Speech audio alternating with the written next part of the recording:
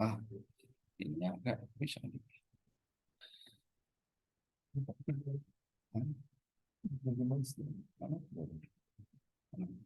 Ini, ininya ini. Astagfirullahaladzim. Ini,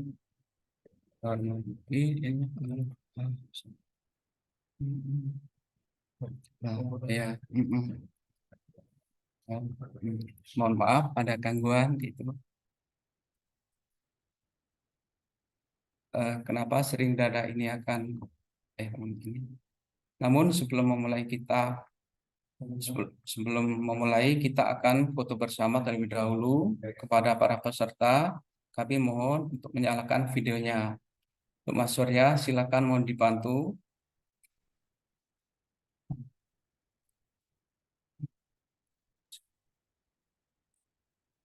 Baik, Bapak dan izin untuk mengambil gambar untuk dokumentasi. Terdapat terdapat 2 slide ya Bapak dan Ibu. Mohon untuk membuka videonya. Oke, baik. Dalam hitungan ketiga, 1, 2, 3. Slide kedua, 1, 2, 3. Baik, terima kasih Bapak dan Ibu. Untuk waktunya saya kembalikan ke Pak Cip.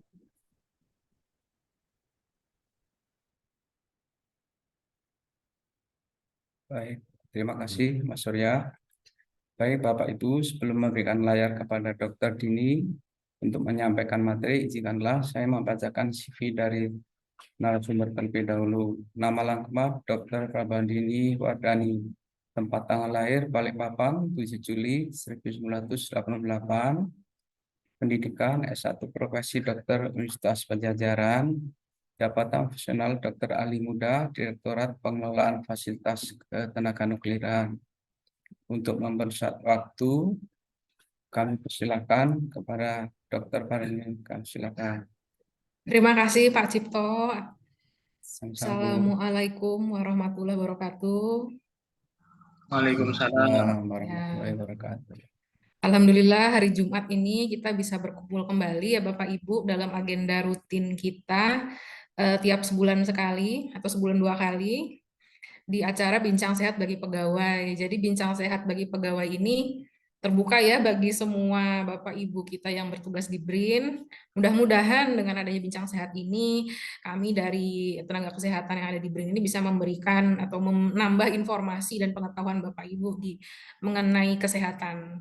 Nah, kali ini hari Jumat tanggal 13 Oktober ini topiknya akan saya sampaikan adalah mengenai nyeri dada. Nah, nyeri dada ini biasanya kadang bisa menimbulkan kecemasan ya, apalagi kalau kita mungkin terbayangnya kalau nyeri dada itu selalu asosiasinya dengan serangan jantung ya, dengan penyebab yang paling fatal atau paling berbahaya atau paling berat gitu. Nah, pada pagi hari ini saya akan mencoba membahas mengenai nyeri dada.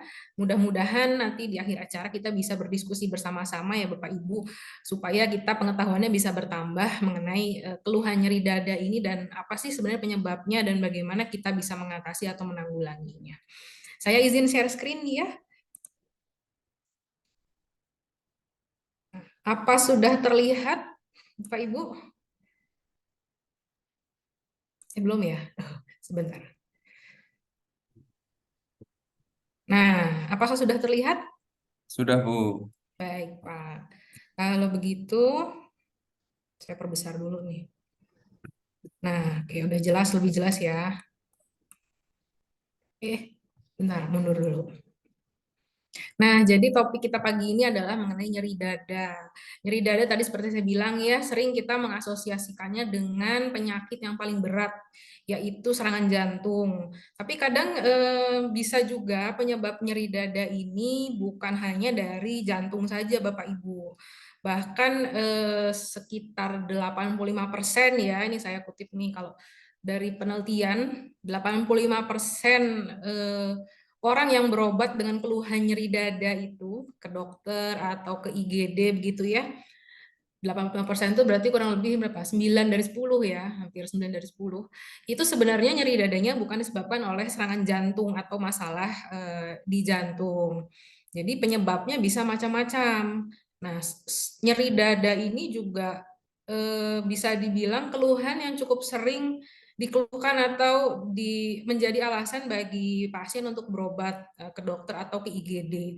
Jadi rata-rata itu artinya 1 dari 4 manusia di bumi ini pernah mengeluhkan nyeri dada atau mencari pertolongan medis begitu dari keluhan nyeri dada. Jadi cukup sering ya keluhan nyeri dadanya ini, dan memang wajar kalau kita semua khawatir penyebab nyeri dadanya ini adalah serangan jantung. Mungkin kalau kita sering nonton di TV gitu ya, atau mungkin Bapak Ibu di sini ada yang punya pengalaman keluarganya atau mungkin teman-teman atau rekan kerjanya atau temannya yang pernah mengalami serangan jantung atau penyintas serangan jantung gitu ya, mungkin bisa melihat gitu bagaimana parahnya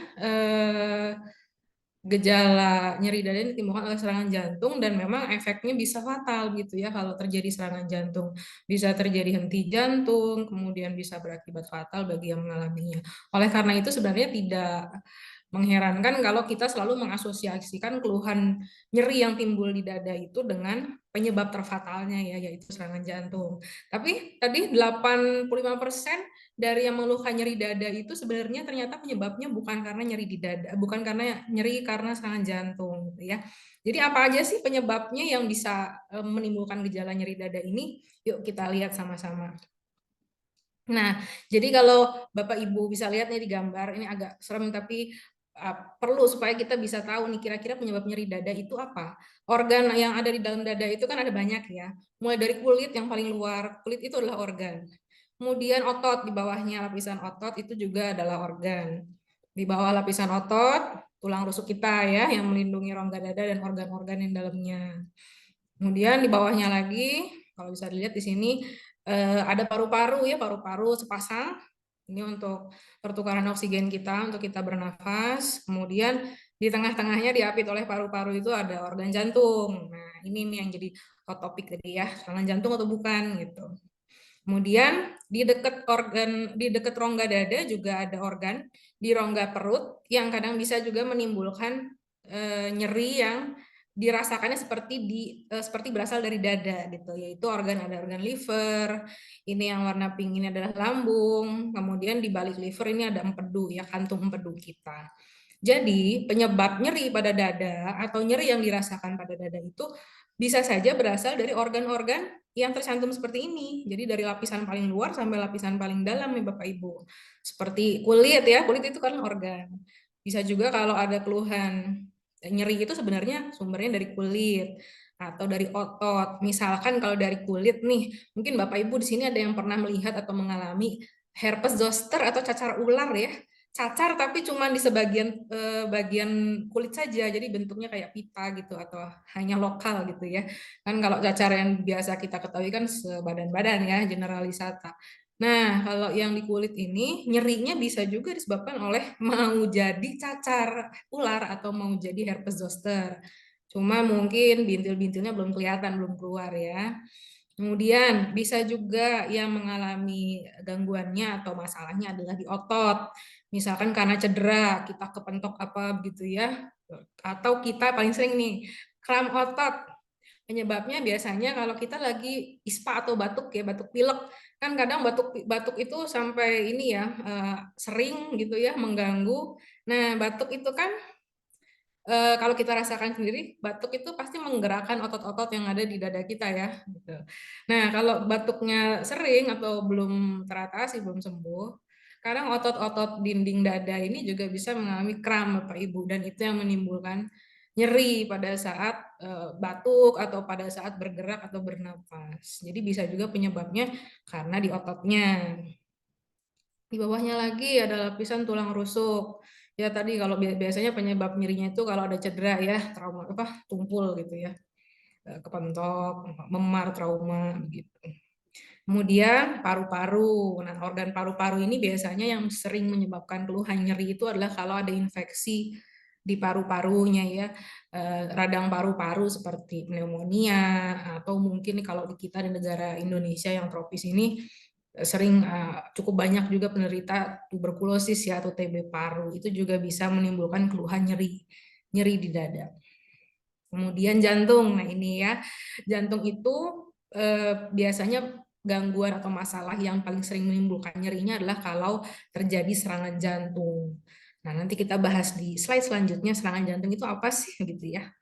Kemudian kerongkongan. Nah, jadi di belakang jantung itu juga ada saluran kerongkongan ya yang menghubungkan mulut kita ke lambung, organ pencernaan yang selanjutnya. Ini juga bisa terjadi dan ini cukup sering terjadi ketuker atau mirip-mirip gejalanya antara penyakit GERD atau refluks asam lambung dengan tadi yang cukup fatal yaitu serangan jantung gitu. Nah, itu baru organ di dada ya, Bapak Ibu ya. Jadi banyak nih, kalau saya sebagai dokter, Bapak Ibu ada yang datang keluhan nyeri dada, ini harus diperiksa satu persatu, kira-kira mana yang paling memungkinkan penyebabnya. Nah, di organ perut juga bisa organ yang mengalami gangguannya menimbulkan nyeri yang pancaran nyerinya itu dirasakan di rongga dada. Jadi seperti berasal dari dada, padahal dari organ di rongga perut yang ada di dekatnya, yaitu misalkan liver. Kalau misalkan ada infeksi liver ya atau hepatitis, itu juga bisa menimbulkan nyeri yang sepertinya terasa di dada. Terutama di ulu hati ya Bapak Ibu ya, ulu hati itu kan dada bagian bawah ya. Nah, jadi kadang kita menyebutnya sebagai nyeri dada juga gitu. Padahal itu sebenarnya perbatasan di hulu hati gitu ya. Dari organ empedu juga bisa salah satu penyakitnya misalkan kalau ada batu empedu atau infeksi kantong empedu itu juga bisa keluhannya seperti nyeri yang berasal dari dada. Kemudian lambung, nah ini tadi lambung dan kerongkongan itu ya.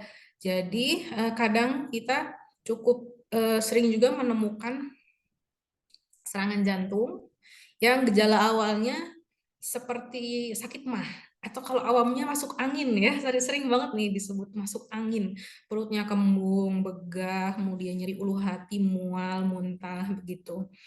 Nah, padahal sebenarnya keluhannya adalah di jantung. Jadi semua ini menimbulkan keluhan utama yang mirip-mirip ya Bapak Ibu atau yaitu nyeri dada.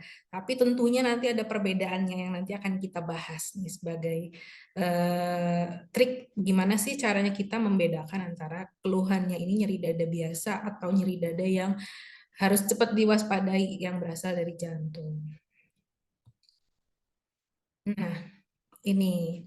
Jadi ada perbedaan yang kita cukup bisa membedakan apakah nyeri ini kemungkinan besar berasal dari jantung atau bukan jantung tadi ya, organ-organ selain jantung. Nah, biasanya kita di medis itu menyebutnya nyeri dada yang penyebabnya jantung itu kita sebut angina. Angina ya. Jadi angina itu khas, nyeri dadanya itu timbul dari organ jantung. Organ jantungnya kenapa bisa terjadi nyeri? Biasanya penyebab paling seringnya adalah karena adanya penyumbatan pembuluh darah yang memperdarahi atau mensuplai darah ke otot jantung. Jadi kalau Bapak Ibu bayangkan jantung kita itu sebenarnya adalah satu kantong yang eh, yang terdiri dari otot ya. Dia itu otot berbentuk kantong gitu kalau bisa dibayangkan. Dia ya seumur hidup kita dia memompa darah kita ke seluruh tubuh gitu ya dengan ritme yang teratur.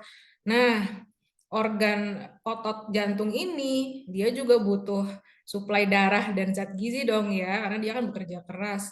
Nah, dinding-dinding luar ototnya ini disuplai oleh pembuluh darah yang kita sebut pembuluh darah koroner namanya ya. Nah, ini mungkin sering dengar ya penyakit jantung koroner, serangan jantung koroner gitu. Karena pada serangan jantung itu pembuluh darah koroner yang berada di luar jantung ini yang mensuplai oksigen, mensuplai zat gizi ke otot jantung supaya bisa bekerja terus ini tersumbat. Akibatnya suplai oksigennya, suplai zat gizinya terhambat dan akhirnya sel ototnya mengalami kerusakan gitu ya karena nggak ada bahan makanannya nih gitu, nggak ada suplainya dia untuk bekerja sehingga selnya mengalami kerusakan dan kalau ya dalam jangka waktu tertentu bisa mengalami kematian sel. Akibatnya ada bagian dari dinding jantung yang mungkin karena suplainya betul-betul terhenti ya sehingga sel ototnya rusak semua dan akibatnya pompanya jadi menurun ya, kemampuan pompanya. Mungkin ada satu bagian dinding yang nggak memompa atau nggak bergerak sama sekali. Akibatnya itu bisa menjadi itu yang disebut serangan jantung gitu ya. Jadi pompanya nggak bekerja dengan baik, tubuh kita mungkin kekurangan suplai darah karena pompanya darahnya tidak sampai ke organ-organ penting kita ya, ke otak, mungkin ke ginjal gitu ya. Nah, itu yang disebut serangan jantung. Nah, kemudian di masyarakat kita juga ada nih istilah yang sering disebut sebagai angin duduk. Ya. Jadi angin duduk itu adalah istilah awam kita untuk angina atau serangan jantung atau nyeri dada yang bersumber dari jantung. Nah, jadi angina, kalau kita di medis sebutnya angina, di masyarakat tuh kadang disebutnya sebagai angin duduk gitu ya. Nah, ini kita ada videonya nih, supaya bisa mungkin Bapak Ibu mendapat gambaran sebenarnya pada kejadian serangan jantung itu apa sih yang terjadi gitu ya. Ini saya matiin aja bahasa Inggrisnya. Nah, jadi ini jantung kita berdenyut, nggak pernah berhenti ya, sampai seumur hidup kita gitu ya. Nah, kalau Bapak Ibu bisa lihat di sini nih, di bagian luar jantung itu ada pembuluh darahnya juga, karena ya otot jantungnya juga perlu oksigen dan makanan ya, gitu. Jadi pembuluh darah koroner ini mensuplai otot jantung, membawa darah dan oksigen ke otot jantung supaya otot jantungnya bisa terus bekerja dengan baik, gitu. Nah, ini di dalamnya. Seperti halnya pembuluh darah yang lain juga dia ada aliran darahnya ya. Nah, disinilah masuknya kolesterol. Kolesterol tinggi. Mungkin Bapak Ibu di sini ada yang pernah periksa kolesterol terus kolesterolnya tinggi gitu ya. Nah, kolesterol kemudian gula darah yang tinggi, misalkan pada penderita diabetes, itu bisa menimbulkan plak di dalam pembuluh darah. Bisa di mana saja pembuluh darahnya ya. Cuman kalau makin kecil kan plaknya tentu akan menimbulkan efek yang lebih terasa gitu ya. Nah, seperti kita lihat di sini contohnya terjadi plaknya mungkin karena kolesterolnya tinggi. Lama-kelamaan tersumbatlah pembuluh darah yang kecil-kecil ini gitu ya, padahal perannya penting untuk mensuplai otot jantung. Nah, ini karena suplainya terhenti, maka ada sebagian area dari otot jantung yang mungkin selnya mati ya, sehingga tidak bisa bergerak atau memompa lagi, dan ini tadi menyebabkan penurunan efisiensi pompa jantung. Nah, kalau ini luas Bapak Ibu bisa dibayangkan ya, segmen otot jantung yang kenanya atau yang kena serangannya, yang kena blokadenya luas gitu ya. Nah, bisa-bisa jantungnya punten bisa berhenti berdenyut ya, bisa terjadi henti jantung gitu. Dan inilah fatality-nya atau kenapa serangan jantung itu cukup sifatnya fatal gitu ya, bisa menimbulkan fatality kalau terjadinya sumbatannya luas, sumbatannya banyak gitu. Dan ini akan menimbulkan nyeri ya Bapak Ibu ya, organ-organ seperti ini, seperti jantung ini, sel ototnya itu juga dipersarafi, jadi akan menimbulkan nyeri kalau terjadi kematian atau kerusakan sel ototnya gitu. Nah, tadi ini yang paling cukup penting nih, message hari ini yang ingin saya sampaikan pada Bapak Ibu itu adalah gimana kita bisa bisa punya ini nih insight gimana caranya kita bisa membedakan ini nyeri dadanya karena jantung atau mungkin bukan karena jantung. Kenapa kita perlu nih membedakan atau punya pengetahuan mengenai ini?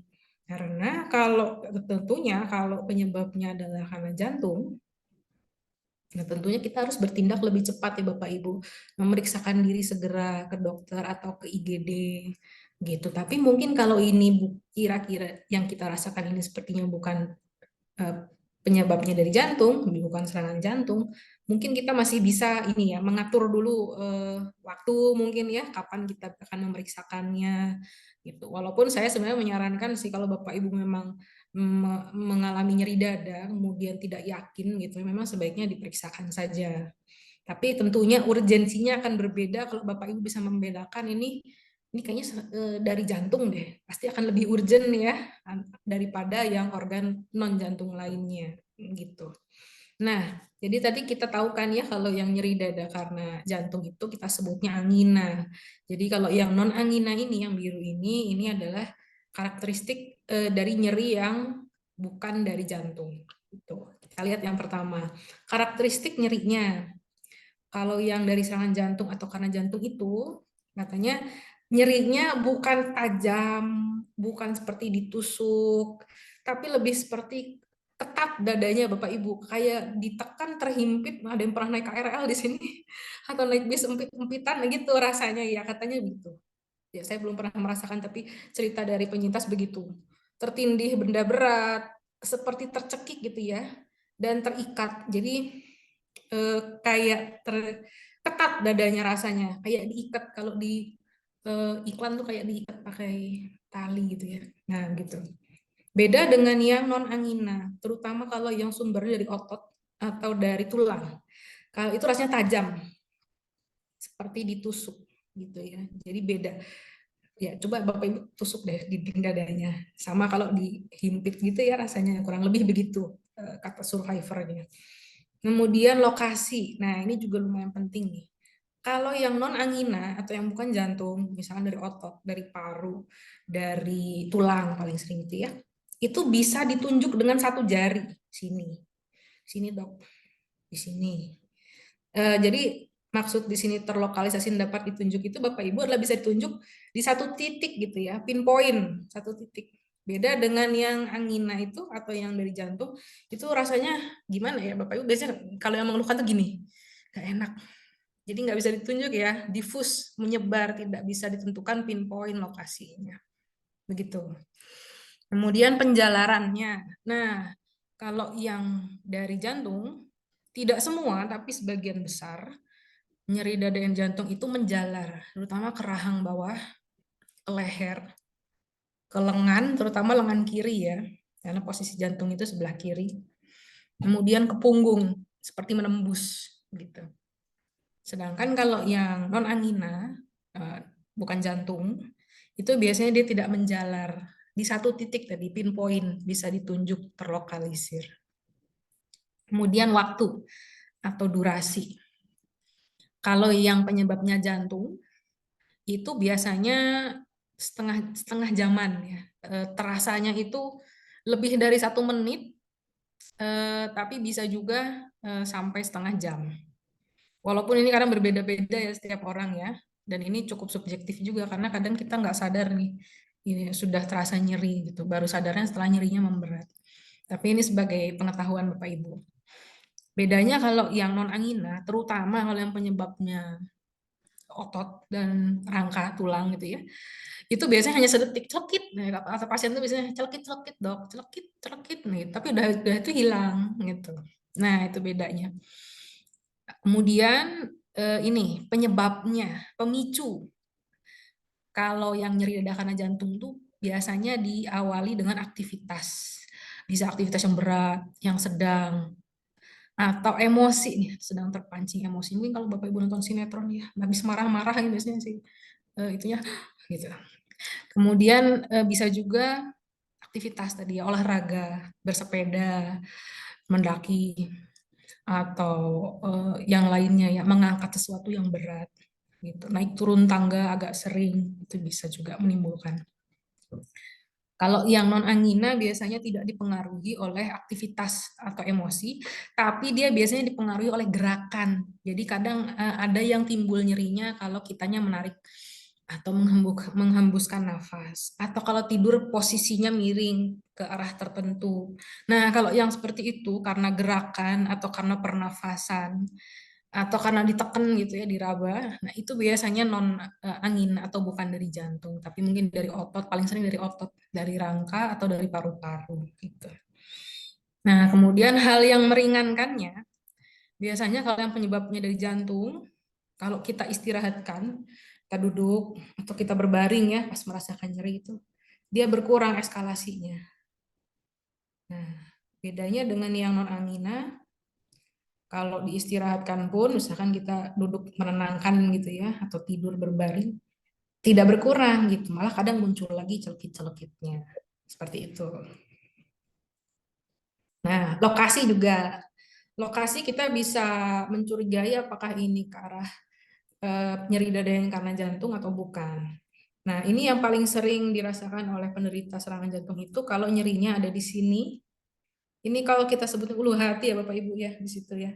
Di belakang tulang dada. Nah, ini juga kadang sering tertukar nih sama yang mengalami gangguan lambung ya. GERD, reflux asam lambung, punya riwayat penyakit MAH gitu atau tukak lambung.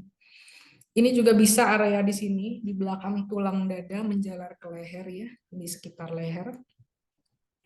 Atau menjalar ke bahu dan lengan kiri di sini. Kayak pegel-pegel nggak enak di sini ya, begitu.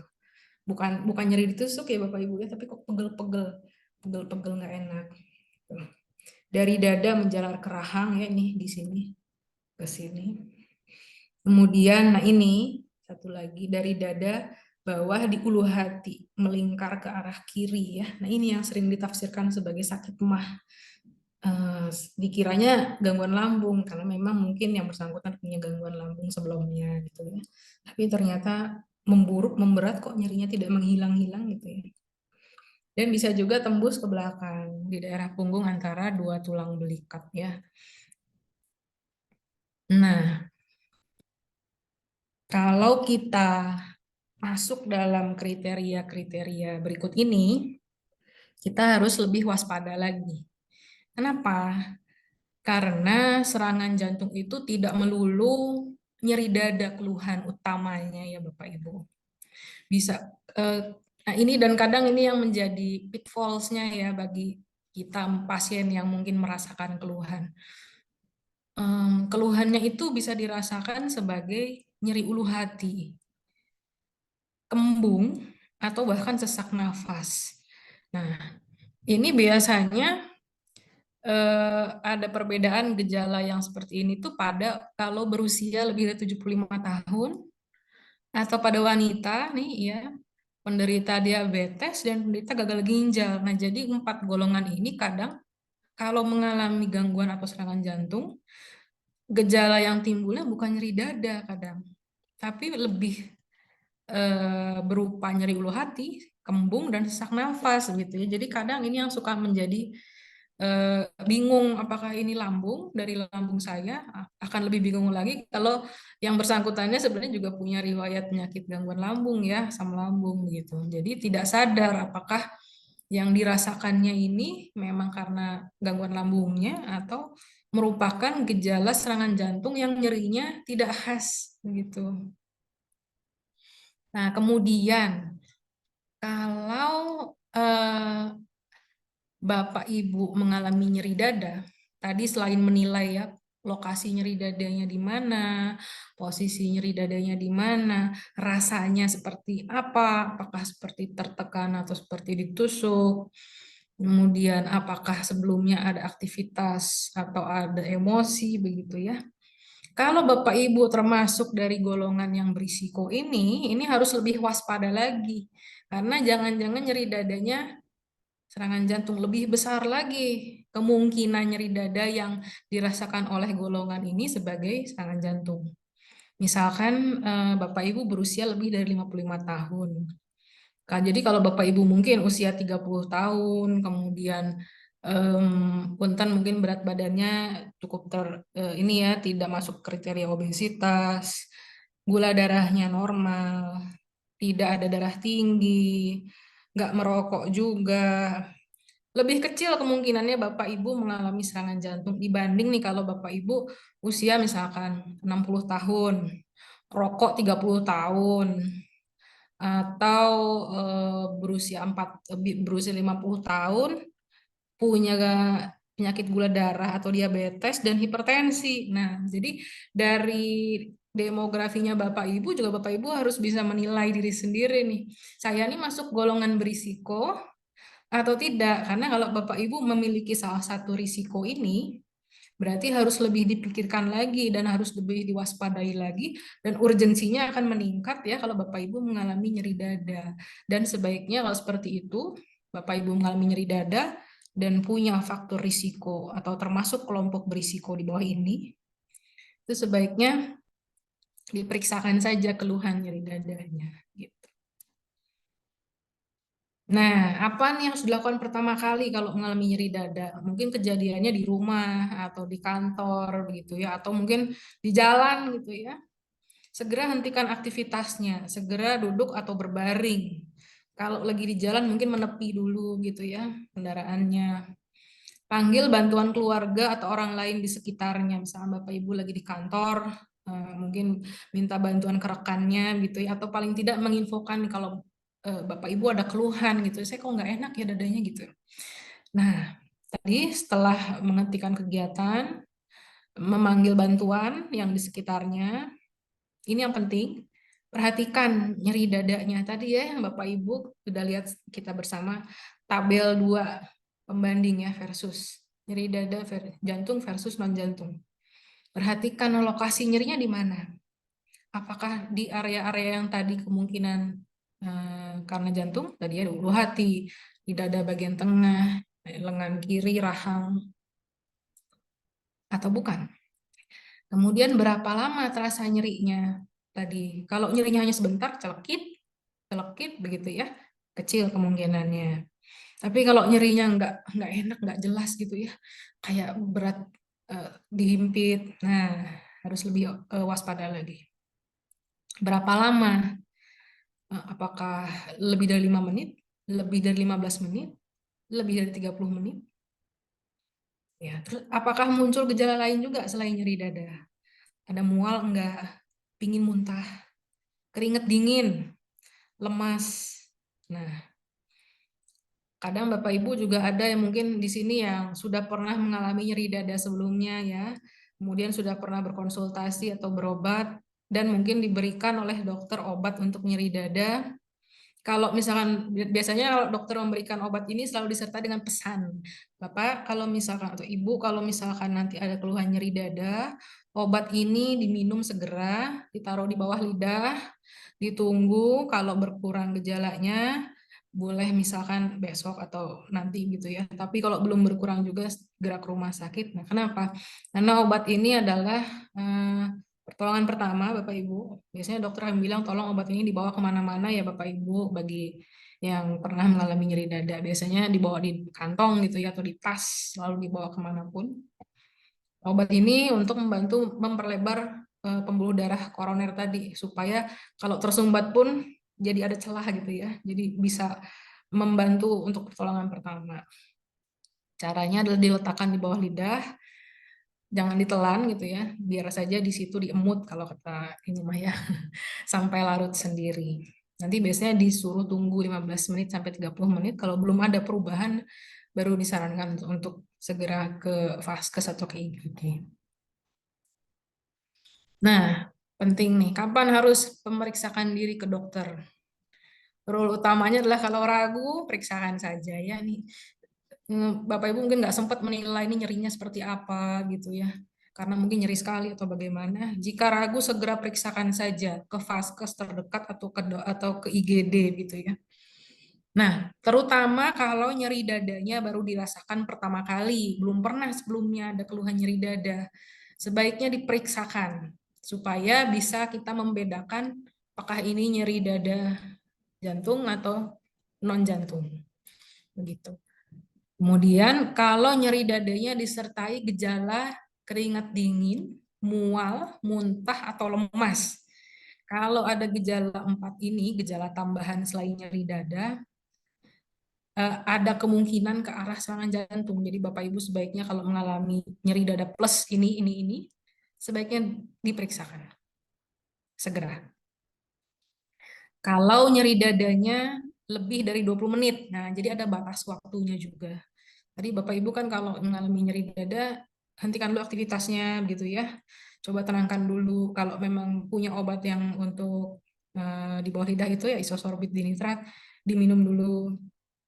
Tapi kalau sudah 20 menit dari pertama kali istirahat tadinya, belum membaik juga nyeri dadanya, nah itu adalah tanda mungkin Bapak Ibu perlu memeriksakan diri ke dokter karena mungkin nyerinya bukan nyeri biasa ya, bukan nyeri otot, bukan nyeri paru, tapi nyeri jantung. Kemudian, nah ini bagi Bapak Ibu yang udah pernah mengalami nyeri dada sebelumnya, kalau nyeri dadanya bertambah berat dalam 2 bulan terakhir. Jadi misalkan bulan lalu Bapak Ibu pernah nih keluhannya nyeri dada seperti ini. Tapi yang sekarang lebih nggak enak gitu. Dan belum pernah berobat mungkin sebelumnya ya, karena yang waktu itu hilang sendiri dalam waktu mungkin 15 menit gitu. Tapi yang sekarang lebih nggak enak karena lebih sesek gitu ya, lebih ketat dadanya. Kalau seperti itu Bapak Ibu menilai lebih berat dari yang sebelumnya, nah itu juga sebaiknya diperiksakan diri ke dokter. Kemudian, nah ini kalau yang Bapak Ibu udah pernah memang didiagnosis serangan jantung ya, udah dipasang ring, udah pernah ada tindakan gitu ya, dikateterisasi, dipasang ring jantungnya, atau dioperasi bypass. Lalu setelah tindakan ini, Bapak Ibu penyintas serangan jantung mengalami lagi nyeri dada, itu wajib diperiksakan lagi ke dokter secepatnya gitu ya. Bagi yang sudah didiagnosis serangan jantung penyintas kemudian sudah dapat tindakan, itu harus diperiksakan lagi kalau ada keluhan lagi gitu. Nah, tentunya pameonya adalah lebih baik mencegah dari mengobati ya, jelas. Pola hidup sehat untuk mencegah serangan jantung. Yang pertama adalah mengenali kita dan riwayat keluarga kita, karena ini biasanya akan ditanyakan oleh dokter.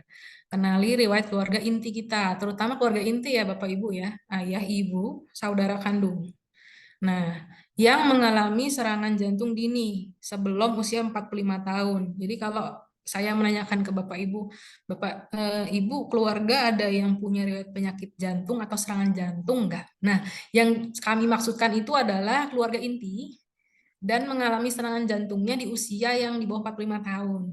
Jadi kalau mungkin kakek kita pernah mengalami serangan jantung di usia 75 tahun, nah itu sebenarnya kalau secara ilmiahnya berdasarkan penelitian hubungannya dengan risk ke kita itu tidak terlalu besar gitu. Jadi yang besar itu adalah kalau keluarga inti kita dan kalau kenanya di usia kurang dari 45 tahun. Ini kita bisa memperhatikan keluarga kita atau kita bisa tanyakan ke keluarga kita ya, ini kan keluarga dekat ya. Kemudian rutin berolahraga atau aktivitas fisik. Ini banyak keuntungannya ya Bapak Ibu ya, bukan cuma untuk jantung, tapi juga untuk tekanan darah tinggi, untuk kolesterol dan ya whole being kita gitu ya.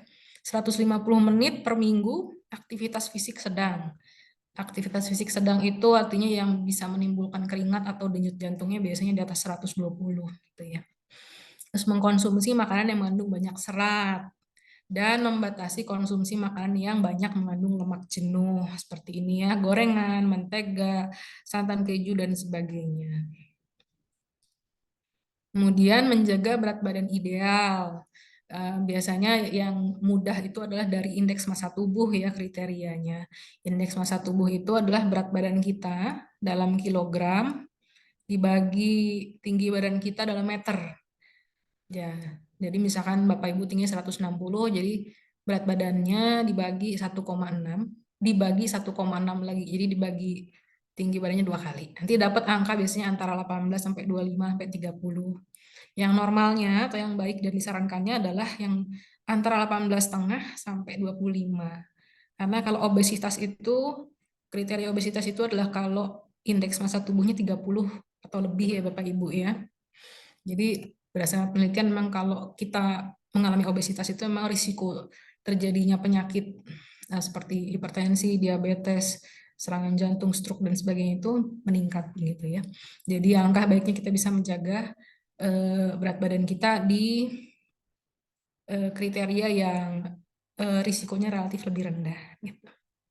Kemudian kalau Bapak Ibu memang pengidap hipertensi, diabetes atau kolesterolnya tinggi, sebaiknya mungkin segera diobati atau dikelola ya, misalkan konsultasi ke dokter, minum obat penurun hipertensi atau penurun kolesterol atau pengendali gula darah.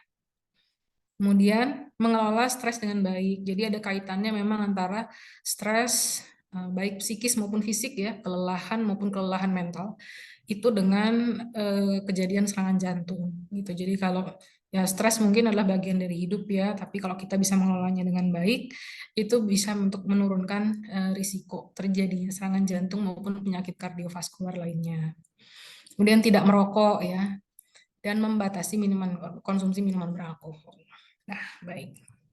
Nah, mungkin seperti itu yang bisa saya sampaikan. Mungkin nanti kalau Bapak Ibu ada pertanyaan, silakan kita bisa diskusi bersama ya.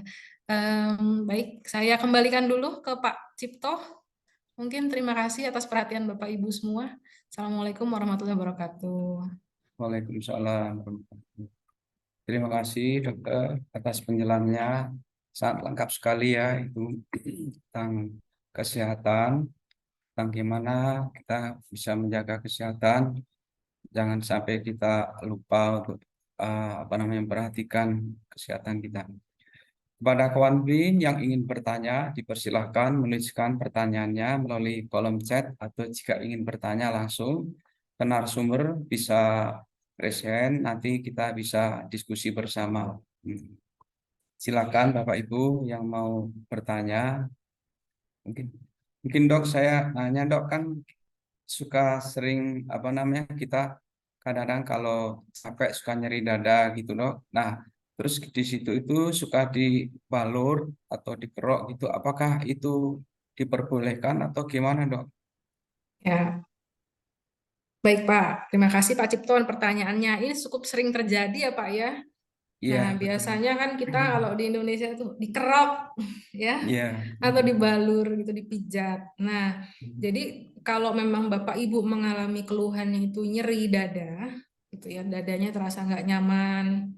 Tadi tipsnya adalah coba dinilai dan dirasakan dulu nyeri dadanya seperti apa.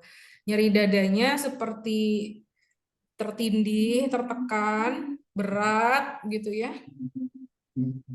atau seperti ditusuk di satu titik yang bisa kita tunjuk gitu ya, di sini terlokalisir. Kemudian nyerinya terjadinya segera setelah aktivitas fisik enggak, misalkan Bapak baru naik turun tangga atau memang pas tidak ada aktivitas apa-apa begitu ya. Atau apakah ada gejala lain misalkan mual, muntah keringat dingin, lemes gitu ya. Nah, kadang kelelahan juga bisa menimbulkan ini ya Pak ya, gejala-gejala seperti yang dirasakan tadi begitu.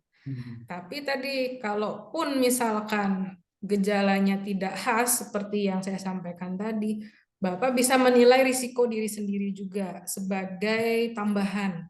Misalkan dari faktor usia ya Pak, apakah di atas 55 tahun atau di bawah, kemudian apakah perokok atau tidak, terus punya hipertensi enggak, punya diabetes, kadar kolesterolnya bagaimana.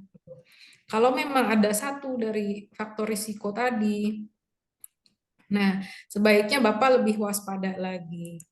Kalau misalkan keluhan nyeri dadanya itu lebih dari 20 menit dirasakannya, atau memberat begitu ya, saran saya sebaiknya segera diperiksakan saja, bisa ke Vaskes atau bisa ke IGD. Nah, bagaimana pandangan mengenai itu ya, kerok, balur gitu. Nah, memang dikerok atau dibalur itu kan menimbulkan efek hangat bagi tubuh kita ya Pak ya. Kalau dikerok kan itu kita kan sebenarnya memijat begitu ya, seperti Hanya sebentar memijat. aja gitu ya.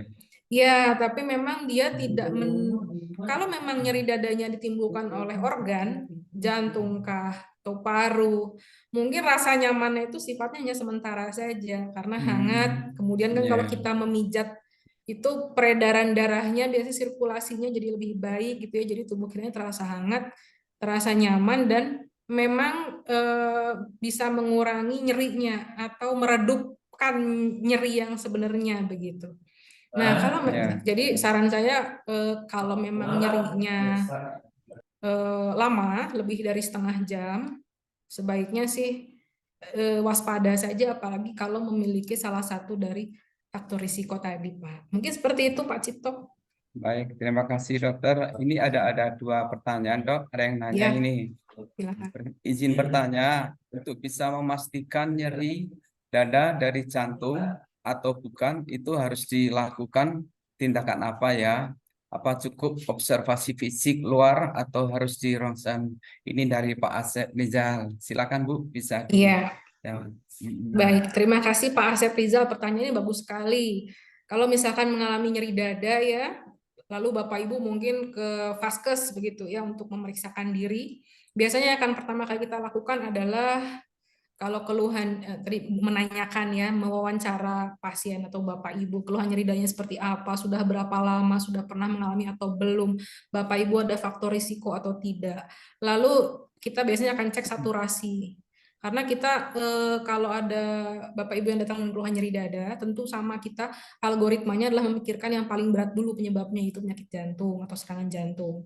Biasanya kita akan ukur dulu saturasi oksigennya, tekanan darahnya bagaimana, denyut nadinya teratur atau tidak, dan kalau di vaskesnya punya rekam jantung atau alat EKG, nah itu penting sekali. Pasti kita akan melakukan pemeriksaan rekam jantung. Nah, dari gelombang listrik yang diperiksa atau dihasilkan dari pemeriksaan rekam jantung itu, kita bisa menyimpulkan apakah Bapak Ibu ini mengalami serangan jantung atau nyeri dada yang mengarah ke serangan jantung, atau memang kemungkinan besar bukan serangan jantung. Sebenarnya gold standar pemeriksaannya Bapak Ibu itu adalah dengan pemeriksaan kateterisasi ya. Jadi ya betul-betul dimasukkan ini ya zat kontras ke dalam pembuluh darah koroner Bapak Ibu, lalu dilihat di bawah CT scan, dilihat apakah alirannya ada yang tersumbat atau tidak. Tapi tentunya itu resource-nya besar ya, waktunya besar dan nyeri pasti karena invasif tindakannya Bapak Ibu akan dimasukkan jarum kateter. Jadi tindakan screening pertama di vaskes itu kalau vaskesnya punya EKG, sebagian besar punya biasanya, itu kita rekam jantung dulu Bapak Ibu. Dari situ biasanya bisa terlihat apakah itu memang ada gambaran serangan jantung atau tidak. Ada gelombang khasnya. Jadi kami juga bisa menilai Bapak Ibu ini apakah perlu segera dirujuk ke IGD mungkin atau dilakukan pemeriksaan lanjutan. Biasanya kalau habis rekam jantung, hasilnya masih inkonklusif atau kami belum bisa menyimpulkan, dan Bapak Ibu mungkin kondisi masih belum ada perbaikan, biasanya kita akan melanjutkan ke pemeriksaan ekokardiografi atau USG jantung ya, untuk melihat, jadi seperti USG alatnya, alat USG, tapi yang diperiksanya adalah organ jantung. Kita mau melihat pergerakan jantungnya seperti apa, apakah ada segmennya yang nggak bergerak gitu ya, karena serangan jantung tadi dan sebagainya. Jadi memang kalau Bapak Ibu ke vaskes, paling pertama dan utama itu pasti kita lihat saturasi dan rekam jantung. Nanti dari rekaman jantung kita bisa memberikan pertolongan pertama. Misalkan ditambahkan obat yang di bawah lidahnya, diberikan oksigen, dan sebagainya. Nah, seperti itu Pak Asep, mudah-mudahan bisa menjawab ya. Terima kasih dokter atas penjelasannya. Mungkin Pak Asep Rizal sudah memahami. Pak, ini ada satu pertanyaan lagi Bu. Kalau kadar trigliserida di atas 350, apa menjadi penyebab karena serangan jantung Bu? Mohon bisa penjelasan Bu. Ya, baik, terima kasih pertanyaannya. Ini terkait dengan ini ya, faktor risiko kadar kolesterol atau kadar lemak darah tinggi. Jadi lemak darah yang terdapat dalam darah kita itu ada beberapa jenis ya Bapak Ibu. Ada kolesterol, kolesterolnya sendiri ada kolesterol HDL, ada kolesterol LDL, dan ada trigliserida. Trigliserida ini tadi seperti pertanyaannya itu menanyakan, trigliserida itu juga salah satu molekul atau senyawa lemak yang terdapat dalam aliran darah kita. Nah, kalau tadi ditanyakan kadarnya 350. Nah, trigliserida itu nilai normal dalam tubuh kita adalah 150 ke bawah. Jadi kalau udah di atas 150 artinya hipertrigliseridemia ya, atau kadar trigliserida darahnya tinggi. Trigliserida sama seperti kolesterol juga salah satu faktor risiko untuk terjadinya penyumbatan pembuluh darah jantung, pembuluh darah otak, dan pembuluh darah lainnya. Jadi kalau memang terjadi peningkatan trigliserida, sebaiknya memang dikonsultasikan ke dokter dan mungkin akan diberikan ini ya pengobatan. Biasanya ada obat penurun trigliseridanya. Kemudian biasanya diberikan ini ya saran mengenai pola makannya, makanan apa saja yang tinggi trigliserida. Jadi kalau yang tinggi trigliserida itu Bapak Ibu, mungkin kan kalau bayangan Bapak Ibu nih, kalau kolesterol tuh berarti nggak boleh makan gorengan, santan gitu ya, jeroan, gitu, mentega, kue-kue manis yang dari mentega. Nah, kalau trigliserida ini, selain dari yang tadi makanan yang saya sebutkan tadi, juga tinggi pengaruhnya dari konsumsi karbohidrat kita. Jadi kalau Bapak Ibu banyak minum gula atau makan gula pasir gitu ya, dari minuman manis, minuman kemasan, banyak makanan produk tepung atau beras kayak roti, mie, biskuit, kemudian kerupuk dan keripik itu kan dari tepung ya, mengandung karbohidrat.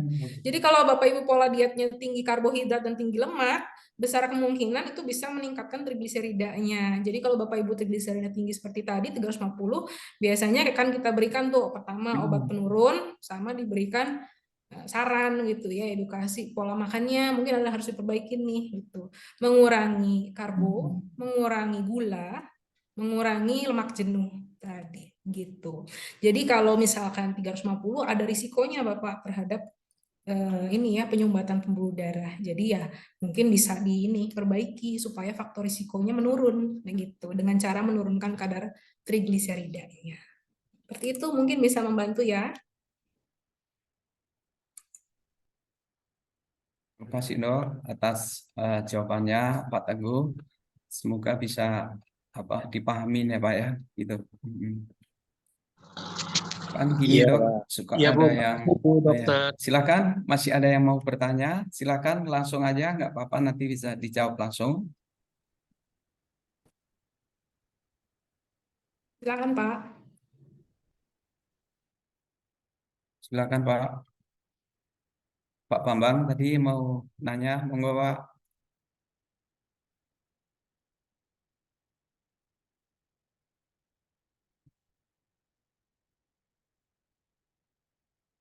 Oh ya Bu, tadi terkait ini Bu, untuk menjaga kesehatan kan mungkin ada batasnya usia yang suka olahraga. Nah, kalau mereka mungkin olahraganya bisa berjalan mungkin bisa berapa jam, mungkin waktu itunya Bu yang sering kadang ada bapak-bapak yang udah di atas 50 ya Bu ya, mereka suka jalan gitu. Kadang habis itu saya lihat suka lelah gitu karena kami kalau hari Sabtu Minggu suka berjalan bareng. Kadang-kadang mereka suka kami ketemu Pak, kenapa Pak?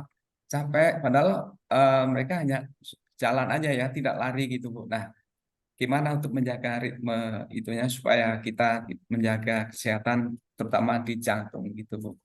Ya, baik Pak Cipto. Jadi tadi salah satu pola hidup yang disarankan ya Pak ya untuk mencegah serangan jantung, penyakit hipertensi, dan gangguan kardiovaskular lainnya itu adalah olahraga atau aktivitas fisik yang teratur dan terukur. Nah, teratur dan terukur itu artinya ada durasinya ya, ada resepnya kayak obat. Iya. Biasanya kita menyarankan aktivitas fisik itu yang untuk menjaga kesehatan tadi selama 150 menit per minggu. Nah, biasanya kita breakdown-nya menjadi 30 menit per hari, 5 hari seminggu, jadi 150 ya, gitu. Iya. Nah, jadi aktivitas fisik apa sih yang disarankan? Nggak harus yang berat-berat ya Bapak Ibu, angkat beban atau yang mahal seperti misalkan harus ke pusat kebugaran gitu, tidak. Tapi biasanya olahraga yang aerobik apa saja, jalan kaki, atau kalau Bapak Ibu masih cukup kuat mungkin jogging ringan, bersepeda, baik itu sepeda statis maupun sepeda rekreasi outdoor gitu ya. Berenang, kalau Bapak Ibu bisa berenang. Nah, yang paling gampang, paling murah dan fasilitasnya nggak ribet adalah jalan kaki ya dan jogging gitu. Jadi biasanya kita menyarankan jalan kaki atau jogging 150 menit per minggu, bisa dibagi misalkan 30 menit per hari 5 hari, atau ada juga yang maunya 50 menit 3 hari bisa juga gitu ya. Nah, aktivitas fisiknya atau joggingnya seperti apa sih, sampai seperti gimana jogging atau jalannya? Kalau mau Bapak Ibu lebih objektif, diukur sebenarnya denyut nadi. Denyut nadinya itu rata-rata kalau kita kan umur antara 30 sampai 60 di sini ya. Nah, berarti kisaran denyut nadinya itu harus mencapai di atas 120 sampai 135 rata-rata gitu. Ada rumusnya, tapi nanti mungkin saya share deh. Jadi kira-kira kalau seusia kita 30 sampai 60 tahun pegawai itu adalah di atas 120 gitu ya, 120 sampai 135 gitu. Tapi kalau misalkan Bapak Ibu kesulitan gitu, ya secara subjektif boleh. Biasanya gini, subjektifnya kalau kita lagi jalan, kadang mungkin sama keluarga atau sama teman gitu ya. Kalau kita ngobrolnya, kan kadang jalan sambil ngobrol ya Pak. Kalau kita ngobrolnya itu udah mulai putus-putus kalimatnya, kata-katanya, itu berarti sudah sampai ke aktivitas fisik sedang. Jadi kalau ngobrolnya masih lancar sih berarti kurang kenceng jalannya gitu. Seperti itu.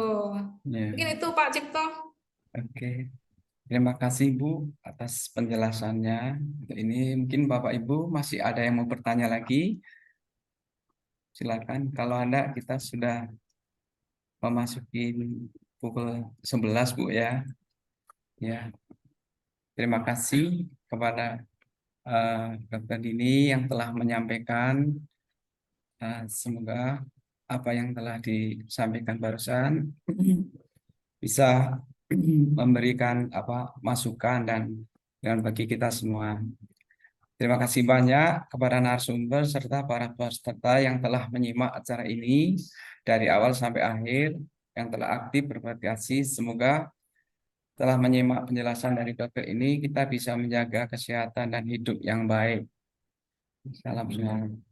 Saya mewakili panitia yang bertugas menyampaikan mohon maaf atas salah kata dan perbuatannya.